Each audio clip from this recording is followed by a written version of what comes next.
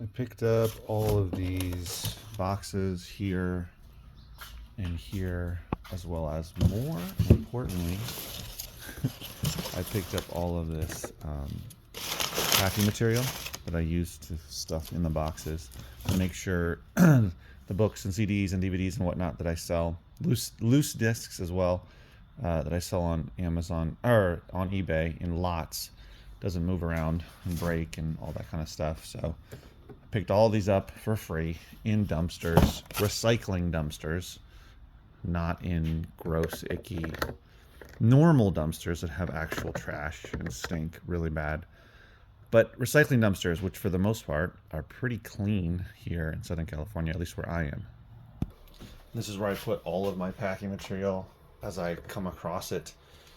You'd be amazed by how quickly you go through it when you start selling lots on eBay, such as this box here that's up for auction, which we'll see if I get much for that. And CDs and whatnot that I have in lots, especially as you can see here, I've got quite a lot of loose discs. I've got enough for a DVD lot, and 1, 2, 3, 4, yeah, probably just about enough for a CD lot, loose CD lot, but I definitely have four stacks of just DVDs, movies. This is kids, and that's TV shows, which I do separately. And then that's Blu-rays, which I'm just about ready. I have not done a loose Blu-ray lot yet. I'll see how that goes as well. So those are going to be coming up next. So in addition to getting all of those boxes and packing material, I'm here to photograph all of the newest inventory that's going to go out this week in my store. So I call this my warehouse store, but it's my book and media store. So every week I put out new stuff, a little bit if I have it, which currently I do, a little bit in each, each type of media. So right now I have all the major ones, of course, books, CDs, records, DVDs, and Blu-rays. But I also have some VHS tapes as well as some cassette tapes, audio cassette tapes that I'm putting out, still going through. So that's really good. I don't always have VHS tapes or cassette tapes, but I do usually have the rest that I mentioned already. Another big thing before I dive into this that I want to share is, it might look a little different here, it might not if you've been watching, but all those boxes plus another 2 were full of CDs. So instead of going through all of those boxes of books here, which I still have to go through, which is my next big sorting job, is I finished off the CDs that were in the pallets or the Gaylords of just CDs. So I just have that stack to sort through, or not sort, to put into categories, price, that kind of thing. That's it. Everything else, like those are already organized. Those are from before. Those are for lots that I'm compiling, and then that's done. Reason why I wanted to do that is, the biggest reason was to clear out the space. So once I sort it all out, put these all together, it'll free up a lot of space. So I have more space to sort through all of those books, essentially. So now I'm going to start with the CDs. I'm going to photograph them. I do anywhere between 12 to 14 on average pictures per week. For the store here, I take a couple of pictures, which I already took yesterday, Sunday, today's Monday. I took yesterday at the bookstore, for the bookstore, which I put into my newsletter. It's all for my newsletter, as well as Facebook, as well as Instagram. So that's been a huge boost to my business, is having people either follow me on social media, which is just Facebook and Instagram, and or my weekly newsletter. My newsletter is now about 300 people, which is crazy to think, because I started with 70 when I first sent out my first one. And that includes people that have signed up. So that's people who have signed up here at this location, as well as my second location.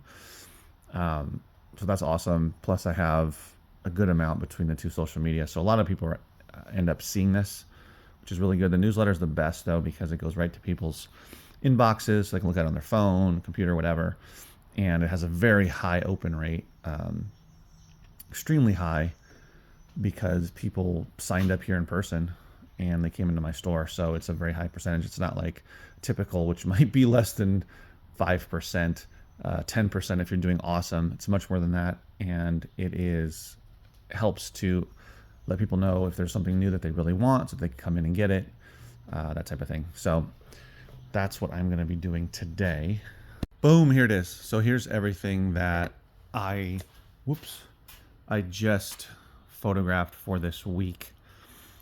It's all the types of media I talked about. In all, it's all sits right here. In total, I guess it's all here. We've got the DVDs, VHS, books, vinyl, all the music over here with CDs and tapes, and then Blu-rays there. So that's what's going out this week. I photograph everything here on this table, and then I put everything out, and then I drop all the photos in my newsletter as well as in my in a Facebook post and an Instagram post.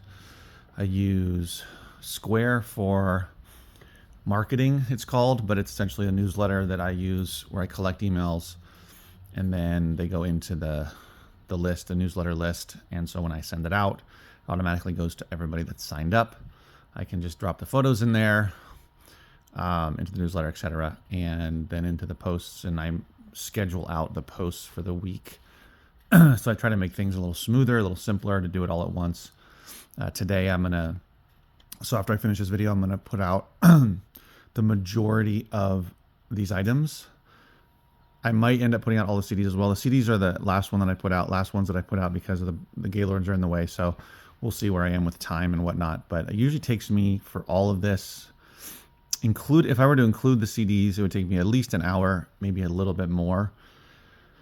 Everything else is pretty quick. It's just that the CDs take a little bit longer, but I should do it within an hour and 15 at most. It's a little after 11, about 11:15 now, so that should work out pretty well, because I do have to ship some stuff before I go pick up the kids from school.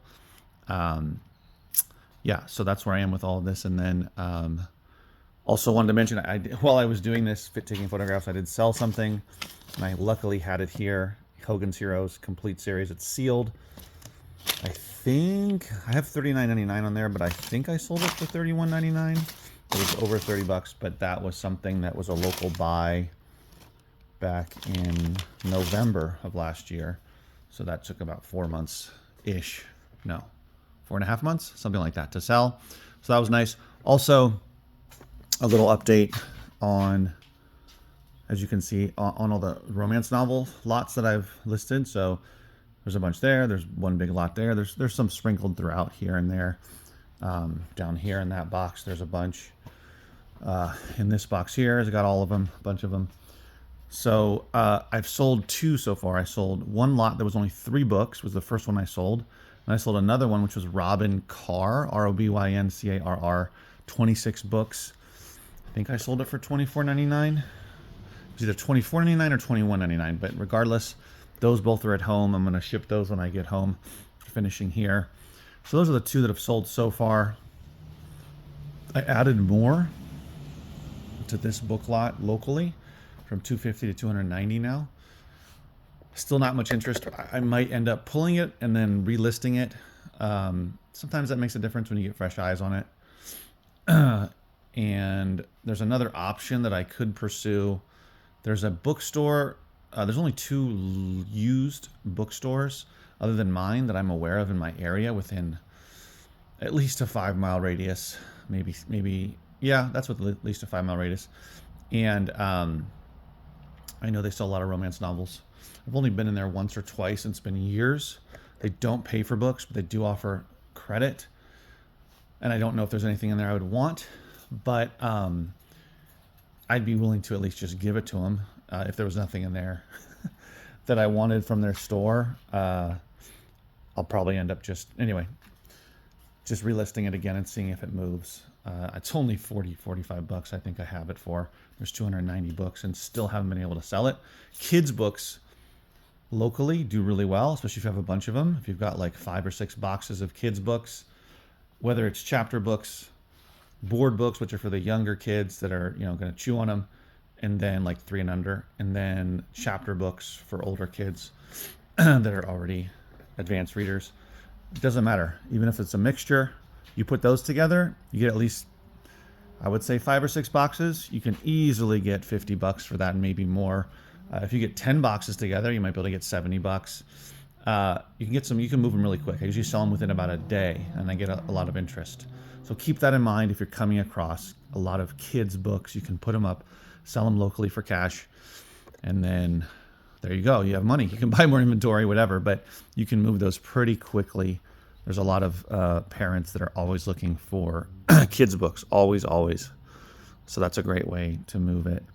Yeah, so I'm going to get to putting out everything. Basically, that's what I do week-to-week basis.